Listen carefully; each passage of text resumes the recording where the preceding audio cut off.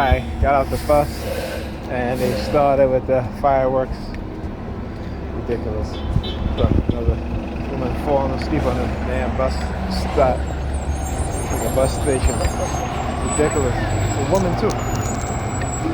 Out here like that. Ridiculous. Tell you. Here they go. There they go. Look at the subliminals. Oh, I see that. Like she's standing. I want you to understand the light change. Okay, yeah. Now you see why she's standing there. She didn't want me to record that. Right? Right? Now you see. Anyhow, that's where she's standing there, and I stayed there too, so you guys can see. She could have went, right? But nope. Because again, they know how to use symbols and stuff like that, and I know how to use they use it too, and I expose it. So that's what she's waiting. She wanted me to. She knew I saw it. She just wanted me to not record it. So I was going to stay there, wait there as long as she's waiting there, until she goes. Okay. Right. So again, like I said, they're not stuck here. Here's the theme for the day, boy. I mean, excuse me for saying that, but here's the theme for the day, ladies and men. You know, the nurse uniform, right? They've been using that a lot today since I'm on the bus coming by Pam, and also coming on this bus that I took, right? So again, I know how they use these things. Okay. Anyhow. So they'll send these women on the bus like tonight, and, wearing the nurse uniform, engaging in psychological manipulation or psyops, what have you. And like I said, there is a reason why they can do this and have us do this to each other. I'm not talking about TIs, I'm talking about black people in America and across the diaspora. Okay, it's because they understand how we're conditioned. They understand how they condition us. But we will ignore every truth, every fact, every statistical data for our religious belief and what we feel. Right? We love to feel good. Shucking and jiving, the dancing, look over there. Right? The shucking and driving, your entertainment. White people love us as entertainers and comedians. When it comes to business, science, no, they don't. The very few of us that get into those fields understand this, that they are heavily, heavily conditioned, and to be the useful tools of white people and white racism, and they benefit off of it more so than black people do, from our inventors, our scientists. We don't reap the benefit of those of us who are brilliant in business, in science, in technology. Medicine, yes, but again, in terms of economic wise, financial wise, no, we don't. Yeah, but in terms of treatment, yeah, yes. Look, we're using the color black again. They make the U-turn. Yeah, we see that all the time. I show it all the time. They know exactly what they're doing, and I know exactly what they're doing too. Followed by the sirens. Hear that? Okay. Again,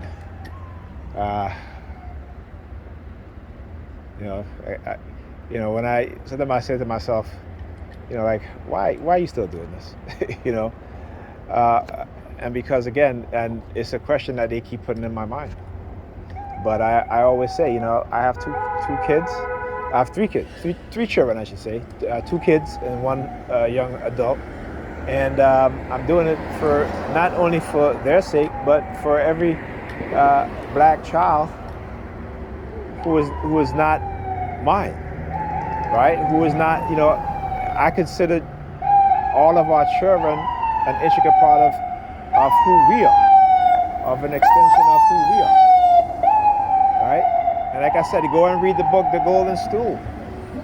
and understand how Europeans understand that, when they came into Africa to divide and divvy up Africa, and they saw how Africans were, even though we were tribal, just as how Europeans are tribal, but we love our children. More so than them, than their children. But they reversed it, they flipped it. This is why you see they're attacking educational institutions, particularly public institutions, from teaching the truth about history. Because they are so concerned of the mind state of their children, and they don't want their children to feel any sort of ill feelings, right? In your predator department, there you go. Any sort of ill feelings. But we, on the other hand, we just throw our children to the wolves. We separate ourselves from our children. We compete with our children. Instead of being the leaders that our children need, the educators that our children need, the loving parents that our children need, the truth tellers that our children need, right? The concerned parent that our children need. And also for each other. So, I think somebody made a post and said, oh, these people in this conscious community, they're crazy. No, we're not crazy. We just understand what's going on. We love you more than you love yourself. I know you find that hard to believe, but yes, we do. When you look at people who are conscious and trying to educate and teach others, there's a reason why their platforms is not as big as other people's platforms who peddle nonsense. Right? We talk about aliens and shapeshifters and all this stuff. They get tens of thousands of subscribers, hundreds of thousands of subscribers. But those of us who speak the truth, who try to enlighten and educate our people, you know what happens. What they say, what the slogan is: go woke and go broke. So go woke and grow broke. Right? There you go. But we've always asked our black elderly scholars, this is what happened. When they were writing books about Africa and about black struggles, right? They were relegated to the back of the bookstore, right? Their books were not even put on the shelves at the time in terms of if it wasn't the black bookstore. This is why the FBI, war on the black bookstores, right? They destroy black bookstores in America. Again, it's not, like I said, everything that happens is not a coincidence, an act of nature or an act of God. It is planned, perpetrated, and implemented. So, planned, implemented, and perpetrated, I should say, in that order. Okay? So, yeah, there you go. Like I said, so every time I step out my house, I know there's a risk that, they'll assassinate me or they'll do whatever. There's always a chance, but it's a chance I'm willing to take. And like I said to my son earlier, I was talking to him, and I was telling him, I said, Ethan, you have to love yourself and love your people enough that you're willing to die for a cause that I shouldn't say that. I said you have to be willing to fight and even die for your people. And she's like, no. I said, I told her, I said, yeah, but you would encourage him to go into the military and go to war, right? To go kill other poor people or have other poor people kill him. But that's okay, right? But he can't, again, how, there's a reason why they destroyed the black churches. There's a reason why the government were instrumental in giving the church money to silence them. Okay? Because the churches, the black church used to be the lifeline of the black community. But the lifeline of the church is the U.S. government and black women. This is why a lot of black men have walked away from the church.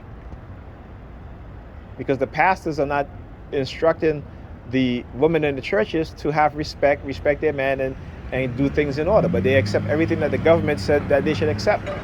And these pastors accept that, and they pass it on predominantly to the black women.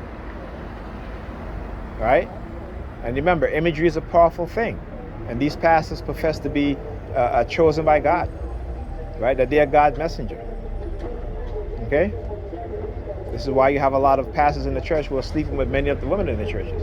Because the women, you see these women, they love authority, but they just don't love authority from black men in the home, right? But they'll love the authority of black men in the church, particularly the crooks standing in the pulpit, the pimps in the pulpit, peddling lies and peddling this false happiness and this whole what is it? Equally yoked nonsense. Okay? But there you go. Anyhow, I'll talk to you guys in the next video.